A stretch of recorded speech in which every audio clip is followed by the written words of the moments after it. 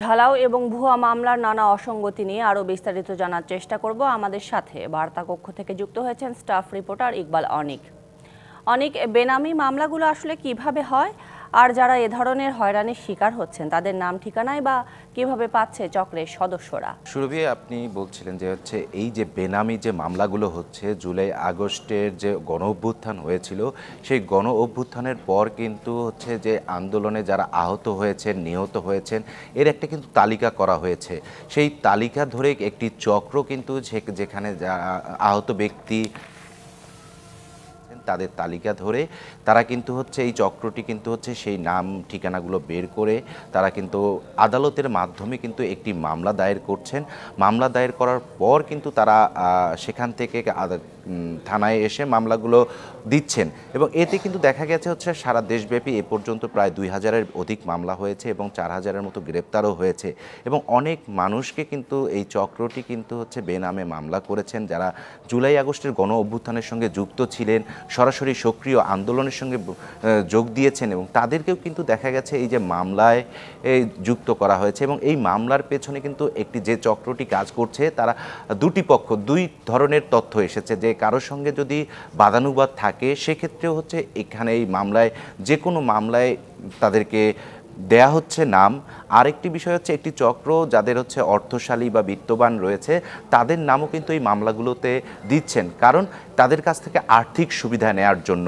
এবং দেখা গেছে যে বিভিন্ন সময় যে এমনও ব্যক্তি দেখা গেছে অনেক মারাও গিয়েছেন অনেক আগে, সে ব্যক্তিকেও কিন্তু এই জুলাই আগস্টের মামলায় কিন্তু আসামি করা হয়েছে, তারা কিন্তু কেউই জানেন না। এবং তারা কিন্তু এই যে মামলাগুলো করছেন, যার নামে মামলাটা করছেন, সেই ব্যক্তিও কিন্তু কিছুই জানেন না। যেমন আমাদের কাছে কিছু মামলার নথিপত্র এসেছিল, সেই নথিপত্র থেকে আমরা কিন্তু অনুসন্ধান করেছি এবং পর্যায়ক্রমে কিন্তু অনুসন্ধানী যে প্রতিবেদনগুলো আছে সেগুলো আমরা প্রকাশ করব। তো সেখানে কিন্তু দেখা গিয়েছে যে তাদের বেসিক্যালি টার্গেট ব্যবসায়ীরা, কারণ ব্যবসায়ীদের কাছ থেকে তারা চক্ষু লজ্জার ভয়ে কিন্তু তারা কিন্তু এই বাইরে নিয়ে আসতে পারে না, বা তারা যেহেতু এই জুলাই আগস্টের মামলাগুলোতে জামিন সচরাচর হচ্ছে না, সেক্ষেত্রে এই টার্গেট করে কিন্তু এই ব্যক্তিগুলোকে নির্ধারণ করছে, যারা মোটামুটি তারা টার্গেট করে মানে প্ল্যানিং করেই আগাচ্ছে এই চক্রটি। আসলে এই যে জুলাই আগস্টের অভ্যুত্থানকে কেন্দ্র করে এ ধরনের মিথ্যা মামলা বন্ধে বিশেষজ্ঞরা বাকি বলছেন।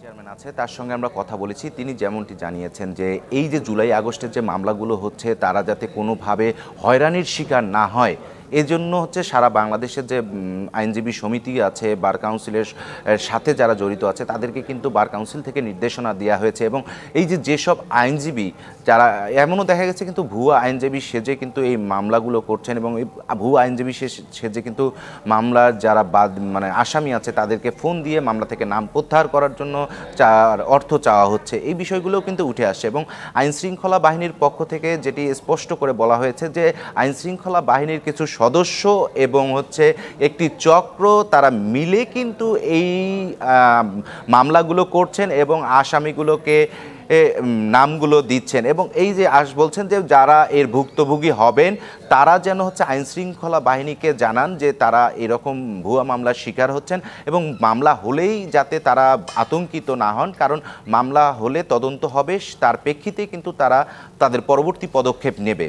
তো এই যে তরুণী যে সার্বিক দিক বিবেচনা করলে প্রতিহিংসা বশত এই যে মামলাগুলো জুলাই আগস্টের পরবর্তী সময়ের বেশিরভাগগুলোই প্রতিহিংসা বশত আর চাঁদাবাজি করার জন্যই কিন্তু এই মামলাগুলো হচ্ছে। এবং আমরা চেষ্টা করছি পরবর্তী আরও কাগজপত্র এসেছে, অনুসন্ধানের মাধ্যমে আমরা তুলে নিয়ে আসব।